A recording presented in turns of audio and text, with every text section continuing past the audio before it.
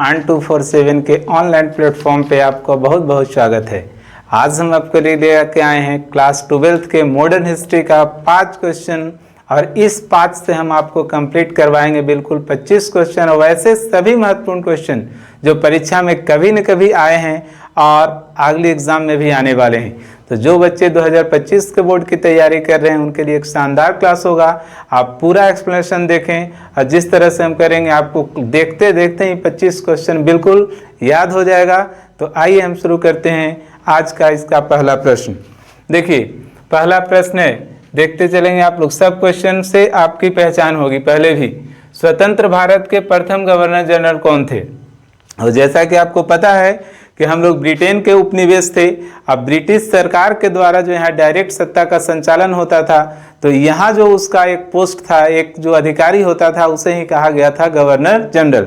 कभी बंगाल का governor general हुआ करता था, कभी बंगाल का गवर्नर हुआ करता था, कभी वायसराय हुआ।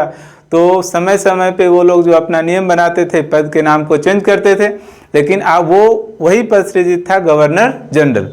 तो इससे एक प्रश्न आते रहता है कि प्रथम गवर्नर जनरल कौन था?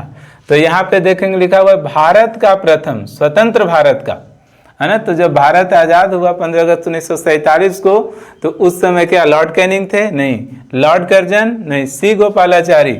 नहीं। तो कौन थे? लॉर्ड माउंटबेटन, है ना। आज़ादी के बाद इन्हीं को भारत में रखा गया था कि कुछ दिनों तक, क्योंकि भारत का विभाजन उस समय नहीं हुआ था। माउंटबेटन योजना, माउंटबेटन प्लान के अनुसार ही भारत का विभाजन हुआ था।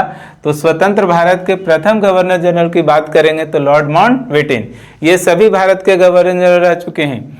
लॉर्ड कैनिंग की जहाँ तक बात है, तो जो 1857 का विद्रोह, मंगल पांडे सुने होंगे आप लोग, तो उस विद्रोह के समय जो भारत के गवर्नर जनरल थे वो कौन थे? Lord Canning.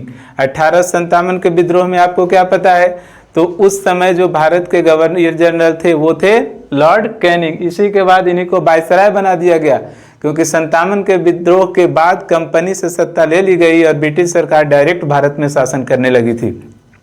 उस समय इस विद्रोह का नेतृत्व कौन कर रहे थे? तो अंतिम मुगल सम्राट बहादुर शाह जफर, जिन्हें बाद में निर्वासित करके रंगून भेज दिया गया था। उस समय जो विद्रोह मेरठ में शुरुआत किए थे वो कौन थे? मंगल पांडे। इस बात को आप ध्यान रखेंगे। लॉर्ड कर्जन दूसरा व्यक्ति का नाम आता है, ये भी भारत के। इनका बहुत अच्छा काम रहा, लेकिन इसका एक काम जो है 1905 का बंगाल विभाजन, इसके सारे अच्छे काम को छुपा देता है। 1905 में जो बंगाल विभाजन हुआ है, उस समय भारत के जो गवर्नर जनरल थे वो थे कौन? Lord Curzon. सी गोपालाचारी का देखिए बात है, तो अगर प्रथम भारतीय गवर्नर जनरल कहा जाए, है ना, प्रथम भारतीय गवर्नर जनरल, तो वो थे सी गोपालाचारी। अब प्रथम गवर्नर जनरल कहा जाएगा स्वतंत्रता के बाद तो लॉर्ड माउंटबेटन। और ये अंतिम गवर्नर जनरल भी रह गए। इसके बाद भारत से गवर्नर जनरल के पद को समाप्त कर दिया गया। अब देखेंगे अगला क्वेश्चन आप, कि भारतीय राष्ट्रीय कांग्रेस के प्रथम महिला अध्यक्षा कौन थी?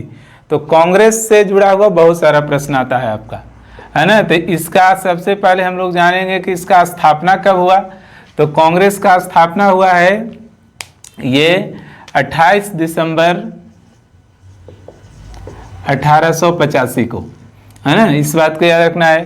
फिर आपके इसके संस्थापक जो थे, है ना, इसके जो संस्थापक थे, है ना, संस्थापक जिसने इसका स्थापना किया था, तो संस्थापक थे आपके A.O. ह्यूम। अंग्रेज पदाधिकारी ही कांग्रेस का स्थापना किया है। उसका स्थिति उस समय का पढ़ेंगे तो आपको पता चलेगा।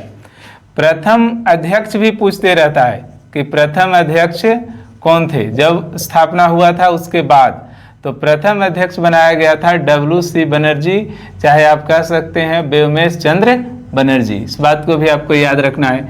कभी कभी आपसे पूछ देगा कि प्रथम मुस्लिम अध्यक्ष कौन थे? प्रथम मुस्लिम अध्यक्ष कौन थे? तो इससे प्रथम मुस्लिम अध्यक्ष थे बदरुद्दीन तैवजी। बदरुद्दीन तैवजी, है ना, ध्यान रखेंगे नाम आप सुन करके भी, बदरुद्दीन तैवजी। महात्मा गांधी भी एक बार कांग्रेस के अध्यक्ष रह चुके हैं। वो कब रहे हैं? तो 1924 में, केवल एक ही बार महात्मा गांधी भी अध्यक्ष रह चुके हैं कांग्रेस के। वो कब रहे हैं? 1924 में, बेलग्राम अधिवेशन में, है ना। समय समय पे प्रत्येक साल दिसंबर में कांग्रेस का मीटिंग होता था, उसे ही अधिवेशन कहते थे। तो ये अधिवेशन के बारे में आप इतना ध्यान रखेंगे। उसके बाद आपका जो यहाँ प्रश्न है सो देखिए, नलिनी सेन गुप्ता, सरोजनी नायडू, एनी बेसेंट। तो प्रथम महिला की अगर बात करेंगे तो वो है आपका एनी बेसेंट। एनी बेसेंट प्रथम महिला। अगर प्रथम भारतीय महिला कहा जाए, है ना, तब है आपके सरोजनी नायडू। देखिए ये आपके बने थे 1917 में, कलकत्ता अधिवेशन की अध्यक्षता की थी एनी बेसेंट। सरोजनी नायडू कब बनी है, तो आप 8-8 जोड़ते आइए, 17, 8, 25, 1925 में कानपुर में अधिवेशन हुआ है ना, उसमें बनी है सरोजनी नायडू। 25 में आप 8 जोड़ें तो 1933, है ना, 1933 में कलकत्ता में अधिवेशन होता है और उस अधिवेशन की अध्यक्षता करती है नलिनी सेन गुप्ता 1933। तो आप याद रखते हैं तीनों का सही है, 1917 कलकत्ता, 1925 कानपुर, 1933 फिर से कलकत्ता। और ये तीन ही महिला अध्यक्ष रही हैं कब तक, स्वतंत्रता के पहले। बाद में इंदिरा गांधी रही, सोनिया गांधी रही, और भी कई अध्यक्ष रहे, लेकिन आपको स्वतंत्रता के पहले ये पूछा जाता है कि भारतीय राष्ट्रीय कांग्रेस के प्रथम महिला अध्यक्षा कौन थी, तो हो जाएगा एनी बेसेंट। ये भारतीय नहीं है, ये आयरलैंड की हैं, इसलिए प्रथम महिला इनको कहा जाएगा। प्रथम भारतीय महिला की बात होगी तो हो जाएंगे सरोजनी नायडू। द्वितीय विश्व युद्ध कब हुआ था, है ना, तीसरा प्रश्न आपका। तो द्वितीय विश्व युद्ध हुआ है 1939। टाइम पीरियड क्या रहा, 1 सितंबर को स्टार्ट हो गया था, 1945 समय हिटलर इस सब का कारण था इसका। फिर प्रथम विश्व युद्ध हो चुका था आपका 1914 में, है ना। इसके बाद राष्ट्रसंघ बनाया गया था कि किस तरह फिर उस तरह का विश्व युद्ध ना हो, लेकिन वो रोकने में सफल नहीं हुआ और 1945 में फिर से ये युद्ध समाप्त होता है। और दोनों युद्ध का असर भारतीय के स्वतंत्रता संग्राम पर पड़ता है, ये वाला भी तो हम लोग पढ़ चुके हैं। इसके बाद रॉलेट एक्ट लागू होता है, भारत में जालियांवाला बाग हत्याकांड होता है, खिलाफत आंदोलन होता है, असहयोग आंदोलन होता है, सब प्रथम विश्व युद्ध के बाद। और द्वितीय विश्व युद्ध का भी असर पड़ा है, कैबिनेट मिशन आया, संविधान सभा का गठन हुआ, है ना। तो यहाँ आप देखेंगे चौथा प्रश्न आपका, तो इसका आंसर हो जाएगा 1939। चौथा है संविधान सभा के प्रारूप समिति के अध्यक्ष कौन थे।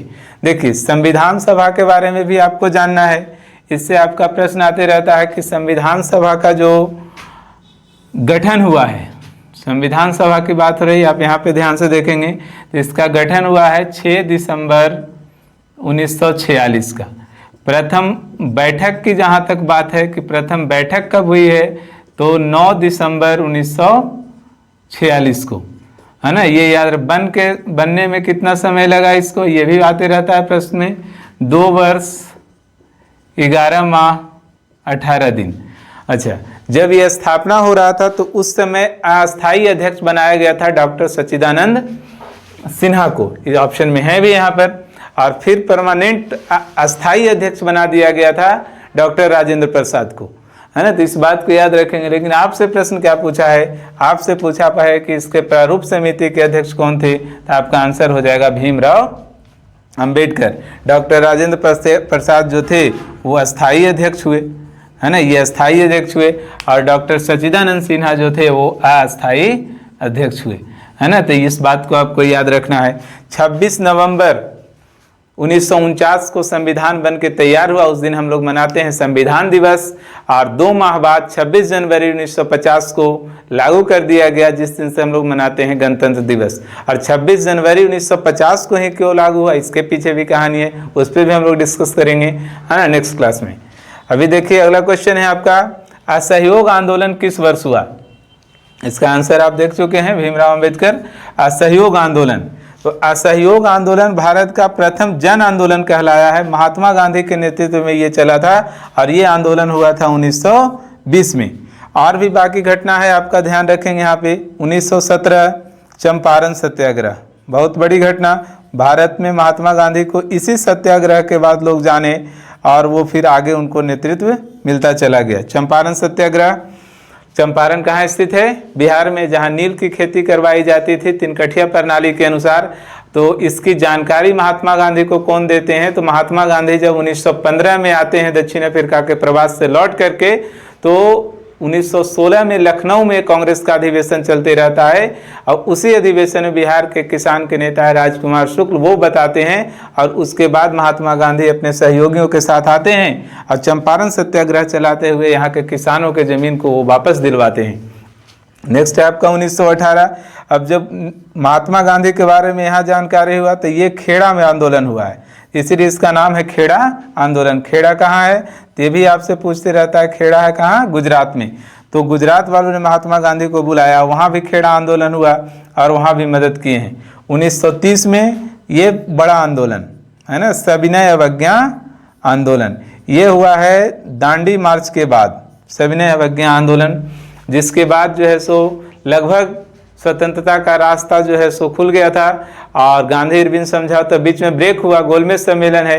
लेकिन आपको याद रखना है ये दो बड़े आंदोलन ने, एक आपका असहयोग आंदोलन 1920 और दूसरा है सविनय अवज्ञा आंदोलन 1930, जो आज़ादी के लिए रास्ता को क्लियर किया था। तो यहाँ तक देखेंगे, ये सभी प्रश्न आप देखेंगे, यहाँ पर एक्सप्लेनेशन है, इसको आप देखेंगे, इससे बहुत सारा प्रश्न आपका कंप्लीट होगा।